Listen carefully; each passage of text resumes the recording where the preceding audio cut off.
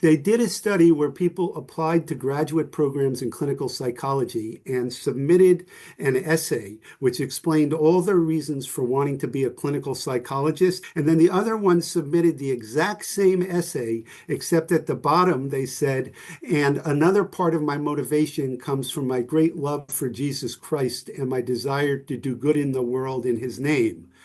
And the people who put that last sentence in were much less likely to get an interview for graduate programs in clinical psychology. So I think there's a general sense, there's certainly an anti-religion bias among psychologists, and that in some cases it's quite quite hostile.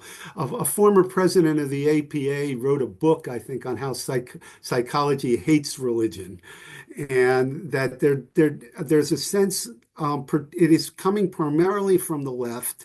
There's part of the sense of the great deplorables out there are both conservative and religious, and they're seen as going together.